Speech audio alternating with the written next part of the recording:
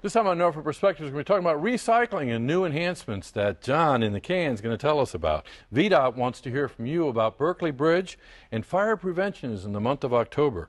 Virginia Stage Company has fences coming and a whole lot more you're going to hear about right here on Norfolk Perspectives.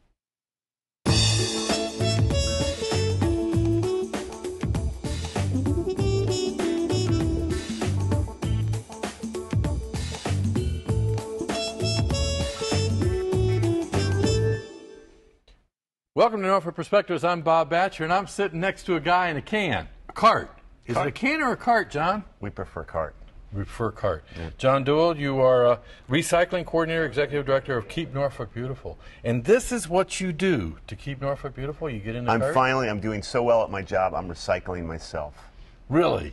And you're going to have Amelia Baker, the marketing project manager for TFC, to help you. Yes. How's it going, Amelia? Pretty good. How are you? Pretty good. I tell you what, I've had you on the show before. I got it because somebody's gonna be out there saying, "I've seen her before." Where? And you were frontline, all about recycling and redoing and reducing and all that with Green Alternatives. Yeah. So this is the perfect transition. It really is, because I think recycling, and you've been doing this, everybody knows, for a long time. A while. Back when you really had to work hard to get people to do it, right? It was harder then, and the new carts, when we did these in 2005, that made it a lot easier for people to get involved. Now we're taking it to another level. Okay. Now, when it was announced on the news the other day, before the show was done, there was a citizen who we all know, Bev Sell, I'm going to quote her, who made the comment that there's some cool stuff coming down, but it's kind of sad that we've got to provide incentives. But you're doing that, aren't you? Absolutely. Yeah, and I heard Bev's comment, and it was really appropriate. I mean, we expect people to do this. It is important to our environment, but now there's something a little bit more for the people that haven't been involved. This is really cool stuff. Okay, who knows a little bit more? You got the door hanger. I do. I have the hanger that's going to be on because the there's so much more. You got to use the door hanger to keep up with it, right? Right. What are the enhancements that we're going to be seeing? Okay, so we have a company that's going around and they'll be touching all of your recycling carts as you put them out on your collection day. And so they'll be putting some additions on them. One of the things that they'll be putting on here are radio frequency ID tags, which will allow us to award you points through the incentive rewards program, Recycling Perks. And so that's the way that you get the points, and the way that you can trade them in for valuable discounts and coupons. So once that's installed, as long as your cart's out there, you get recorded. You don't have to do anything about calling somebody or turning in your phone number or anything like that? Right. You do have to sign up. To begin with? Yes.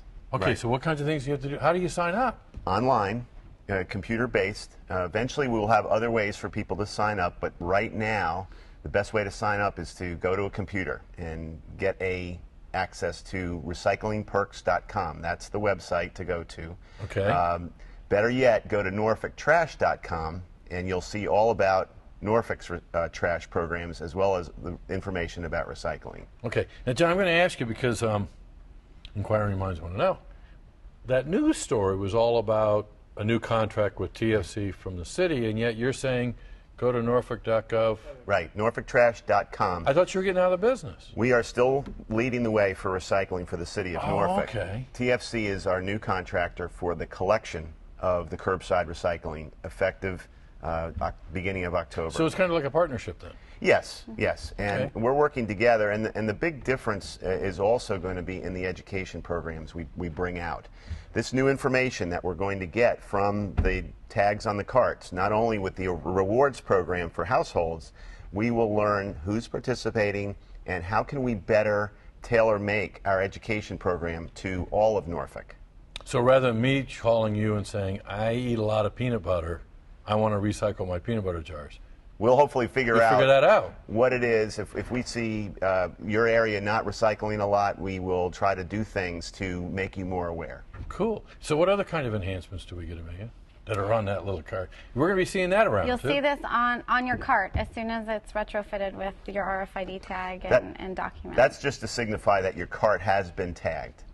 But the real information is when you go online, you get an account, and you activate your account. You'll see the different benefits, the different potential redemptions you can use your points for. Yeah. Like? Like coffee shops, discounts on oil changes, groceries. These are real things. Absolutely. So you get points every time you recycle, and then you trade your points in for rewards. Because if he had been doing the perks, I would have gotten a magnet. That's about it. Right? That's right. Or more perks. Right. But this is real stuff. Absolutely. They connect with businesses in the city, and that's another opportunity for businesses in the city to get their name out. They can be associated with the program by offering to become a partner. Okay, but I still put my card out at the same time? Nothing else has changed. Okay, so Right. it goes out with my green cart. Right. If I have anything in my green cart. That's right. On your scheduled recycling day, which is still every other week. Okay. John, I got to tell you, I'm pretty proud. I actually put my blue card out more than I would put my green card out because I had nothing in my green card. So you should be able to get, if you join the program, up to 300 points or up to $300 a year in value. This is real stuff. If you redeem it, yes. Cool. Well, you know what? According to this, I now have to talk to VDOT. Okay. Since I've just read this. Well, then he's got to get in here too. No, I'm going to just recycle it and say goodbye. See ya. Okay. Thanks a lot. Well, come on up, John. Thanks a lot. When we come back, we're going to be talking about needing your comments about the Berkeley Bridge.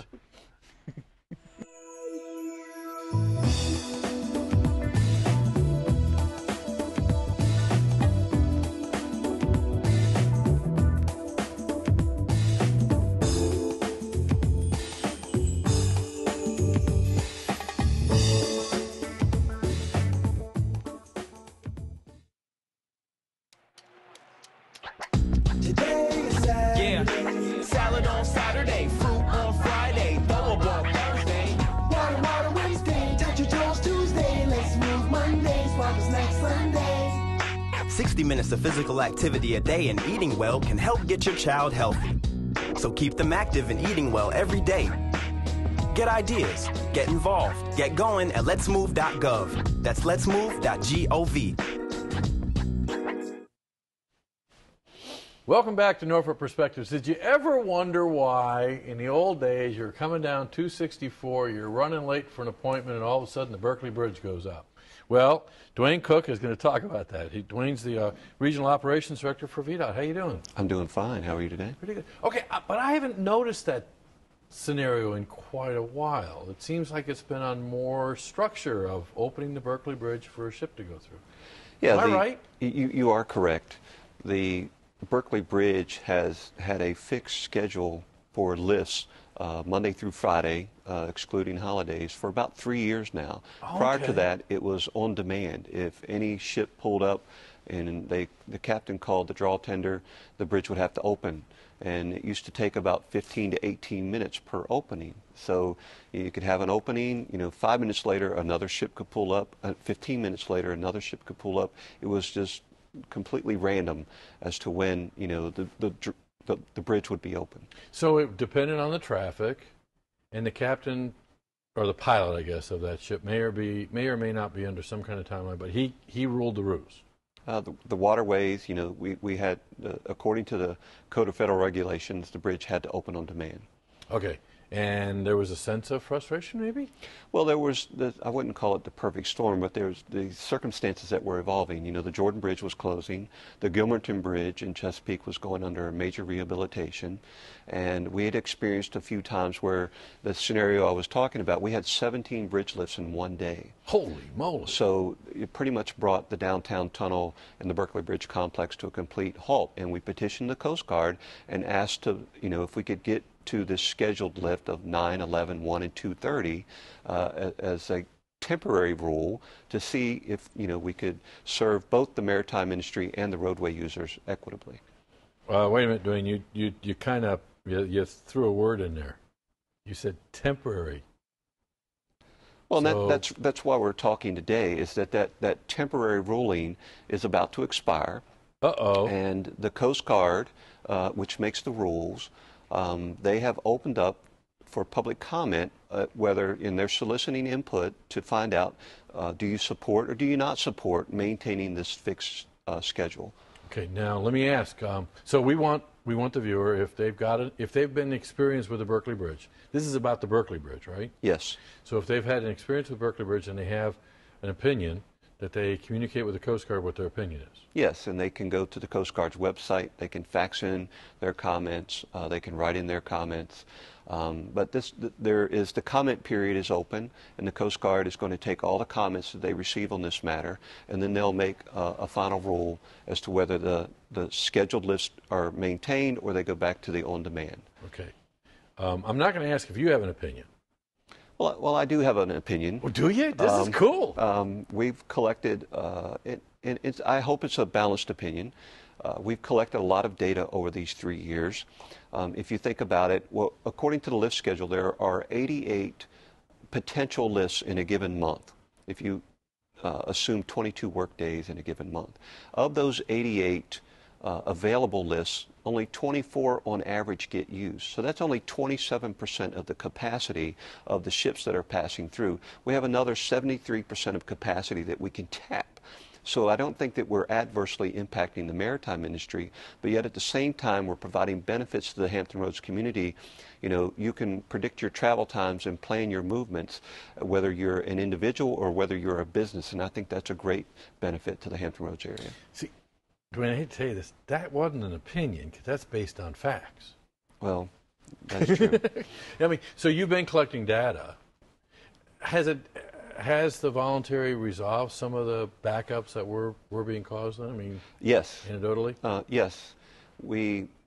Part of the data that we've collected prior to going to a fixed schedule, the on-demand list took on average a little over 15 minutes. So the bridge was open longer, you were sitting in a queue longer. Now that we've gone to this schedule, the lists have dropped below 10 minutes. It's 9.6 if you want to be exact. But the lists are a little bit below 10 minutes. So people are spending less time in congestion associated with these bridge lists. Wow. And on top of that, prior to that, in 2009, the bridge was open for 265 hours out of the year. Now that we have the scheduled lifts, this year it's projected the bridge will only be open 109 hours. That's less than half of what it used to be. Wow. So we want to encourage people to go to the website and really let their experiences be known to the Coast Guard, because it is controlled by the federal government. Yes, and whether you support or you don't support, you know, please let your voice be heard. Okay. Thanks a lot, Dwayne. I've got another question to ask you about an opinion my wife has, but we'll wait till after the commercial for that. Okay. Okay, when we come back, we're going to be talking about fire safety and how you can get your family and yourself more safe. Find out what we're talking about when we come back.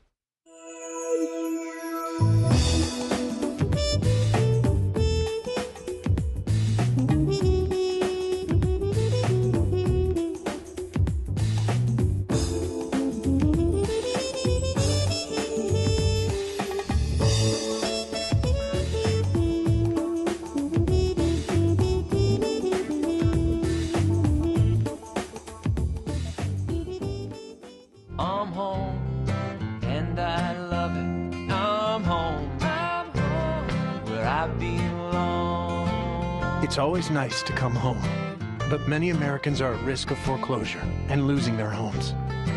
Making home affordable from the U.S. government has already helped over 1 million struggling homeowners like these. The sooner you act, the better chance we can help you. I'm home, where I belong. Welcome back to Norfolk Perspectives. I'm Bob Batcher, and yes, I do get tongue-tied. I was trying to think of the difference between fire safety and fire prevention, and Battalion Chief Julian Williamson is going to tell me exactly what the difference is, along with Beth. How you doing? Great. Hey, how you doing today, Bob? Pretty good. I got to tell you, before we get started, Beth, I got to tell Beth, it was so much fun putting out a fake fire with a fake fire extinguisher. Good. Did I do it? And I did a pretty good job with the fake stuff. You did a great job. But why am I still intimidated by a fire extinguisher? I think that's a common reaction that most people have. And going through the PASS algorithm, pull, aim, squeeze, and sweep, anyone can learn how to effectively put it out and be comfortable using their fire extinguisher. You don't want to wait until the fire to read the instructions. Okay, so Julian, is that fire prevention or fire safety? That's safety and prevention. I mean, it kind of goes. Yeah, that's why I got all tongue-tied. It goes hand in hand there. We're here to educate you so we can prevent fires. All right, that's even better. That's even better. A little history on fire prevention. It started back in 1871 from the Great Chicago Fire, and that fire burned over 2 days, October 8th and into October 9th, and it caused over 100-some thousand people lost homes, thousands of people, died from that. So since then, that week of October 8th and 9th, they commemorate Fire Prevention Week. So this year, October 7th through the 13th will be Fire Prevention Week. See, I thought it was just because you were ramping up after getting school started. No, it was all wrapped around the cow. Well, that's the myth behind it. They say the cow kicked over a candle and got the hay burning, and that was started the fire. That's the myth behind that. The myth. You have another opinion, obviously. No, I don't have another opinion. but again, looking at the fire safety versus, I mean, people were their lives were saved because there were lives lost because they didn't know what to do with the fire. Right. But also there were some lessons learned in that fire, right? A lot of lessons learned. A lot of things have come about over the years from tracking data, learning what we can do better. Fire departments have become more involved in educating the public about fires and how to prevent them, what type of tools and resources to use, such as your smoke detectors, and as you mentioned, the fire extinguisher. Using that training apparatus. No one goes around and just practice with a fire extinguisher. we hopefully don't have to use it, but having an apparatus that the fire department, that your local fire department can get out in the community and let the citizens get their hand on it, use it, and educate them about preventing fires, brings those numbers way down. Okay, so squeeze. Pull, aim, squeeze, sweep. Oh, pull first. Pull first. Okay. Aim, squeeze. Sweep. Sweep. Right to left. Okay. Drop, rock, and roll. Stop, drop, and roll. Stop, drop, and roll. If you're close, catch fire, we teach our kids to stop, drop, and roll. And they practice every year in the school system. But that works for adults as well. No, but because you mentioned, Crime Prevention Week started with me back when, a couple of years ago. Okay. When I was in probably 4th or 5th grade, and I got the little red hat and Sparky the dog. Huh? Sparky's still around. So he's old. So those kinds of things really kind of were embedded in me, and we're still doing it. Correct. And in the school system, they practice fire drills when they go back to school every week during the month of September and then monthly after that. And fire drills are not practiced at home as much as they should be. Only 1 in 4 families practice their fire escape plan. And that's the focus of this year's national campaign, is having 2 ways out, practicing your escape plan. Okay, so going back to my new gas grill with the fire extinguisher and where I put it, which is what got this conversation going in pre-tape. Fire safety starts putting that fire extinguisher where? Close to an exit, so you always have an exit path, and making sure that you're not close to the fire. I don't want you having to reach for an extinguisher close to a cooking element like your stove or your grill. Okay, and telling my wife where it is. Correct, and teaching her how to use it if she hasn't gone through a demonstration before. There you go. And then fire prevention is not leaving my bacon unattended on the gas grill or gas stove. Not leaving food unattended. That's the #1 cause of residential fires. So that's something that we definitely want to cut down on. Another thing is having smoke detectors that work effectively inside the home. And when it goes off, don't think about taking the battery out and getting it to shut up. Think about getting out. Correct. Not that I've done that either. Not that you've done that. I've done that. Okay. Never take the battery out of a smoke detector. Never take a battery out the smoke detector. What if you got a dead smoke detector? Can somebody help me with that? Oh, yeah, sure. Your local fire department, Norfolk Fire Rescue, provides free smoke detectors, and we install them for free. Even if you have a question, you think there's something wrong with your smoke detector, you can call 664-6616 and call down there to the office. We can come out there and check them, or we can come out there and install one for you for free. Cool. It might be a week-long commemoration, I guess, about fire prevention, fire safety training, but it's really a day-to-day, year-round conversation with your family. Thanks for coming to the sofa to talk about keeping our community safe, and more importantly, thanks for keeping our community safe by working in partnership with the citizens. Appreciate it. Thank you, for Bob. having us. When we come back, we're going to be talking about which direction fences go and what's up for the rest of the season at the Virginia Stage Company. Stay tuned.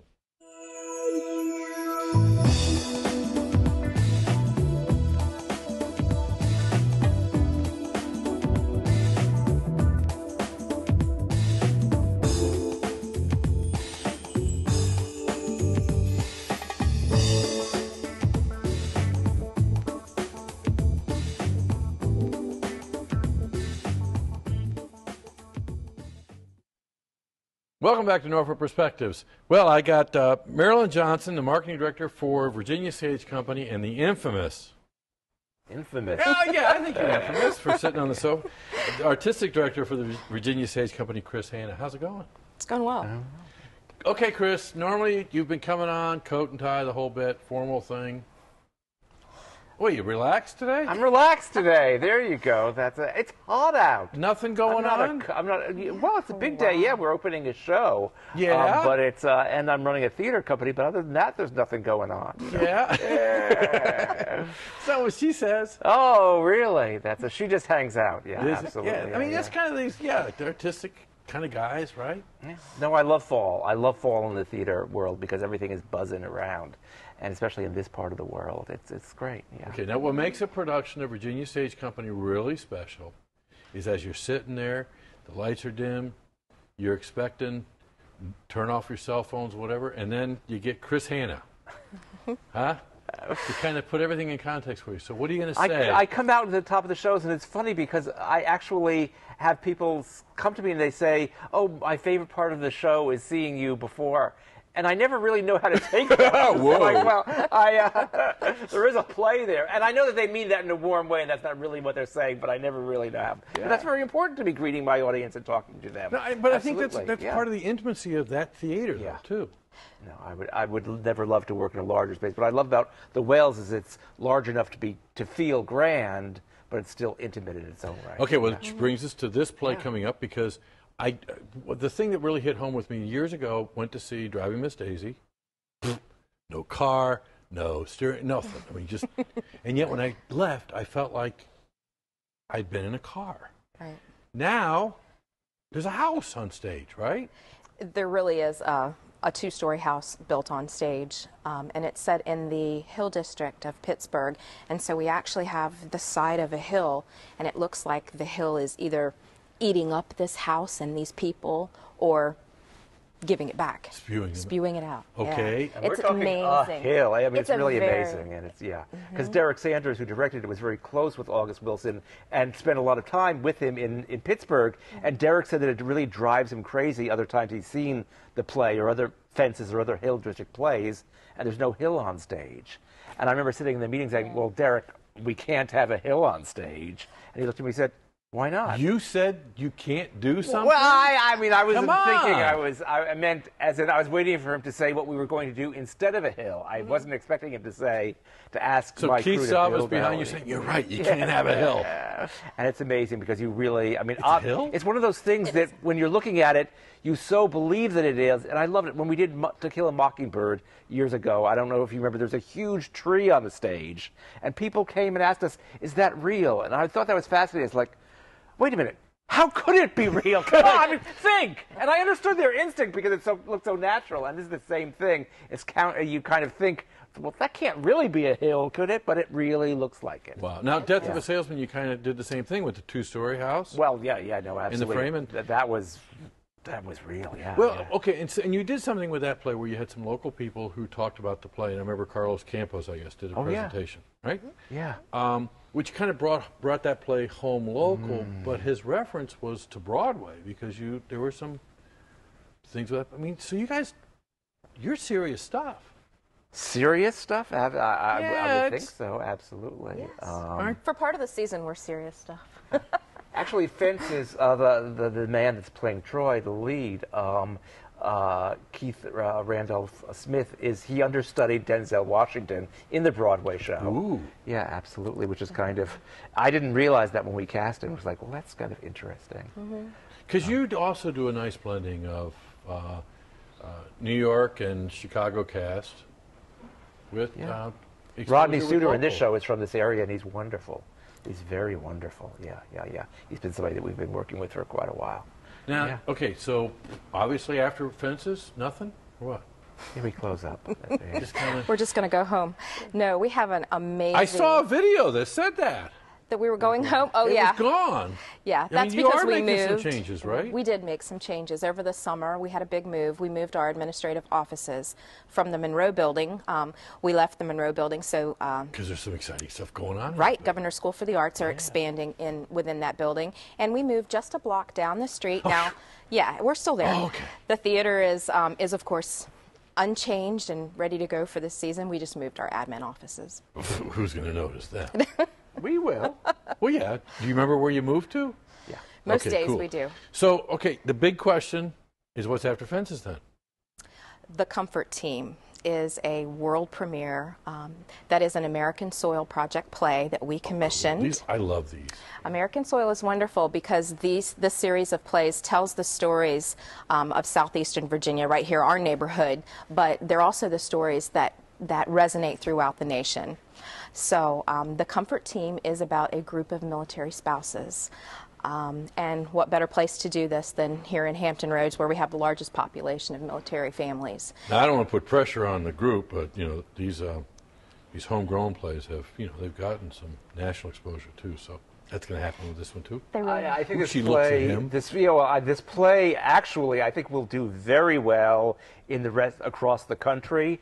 I'm concerned it's a special challenge doing it in this area because Deborah Brevoort, the playwright, we commissioned it. She came to town. She interviewed many military spouses in this area, and so many people watching the play will be looking for themselves up there or for their neighbor. They'll say, "Oh, I recognize her," and that they call that a composite character. A composite character, absolutely. Okay, we got to run through real quick because I see Frog Kiss, Whipping Man, Odd Couple.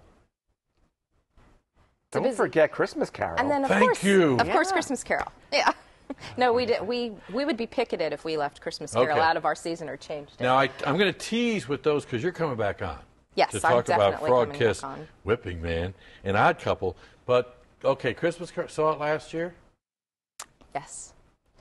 Christmas Carol is wonderful. We redid our set last year, and then we'll add more changes again this year. I was waiting for So that. every time you come to see Christmas Carol, it's a totally different experience. Some of the scenery may be the same, but it's a different experience. Well, because I was going for my tying in the comfort by being comfortable with what I saw last year, but you change it up every year. with A Christmas little Carol. bit. We're adding some additional music, some different kinds of music this year, so it'll be fun.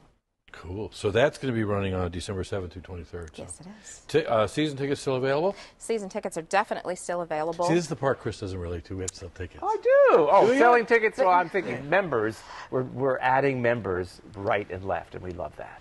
Right, and that's a big change that we've had this year is they are no longer subscriptions, and these are no longer subscribers, but they're members now. And so we're doing some different things to make them feel even more at home with Virginia Stage Company and at the Wells. We're very excited about it. So check out the website on how you can become part of the family. Part of the family, absolutely. And just kind of kick up the feet. That's right. Let's do it. Chris, come on. Just relax. We want to hear from you what you'd like to see on TV 48, but more importantly, what's going on in your neighborhood. Give us a holler at 664-6510. And as usual, it's a wonderful time to be in Norfolk just because of you and you and you. Thank you.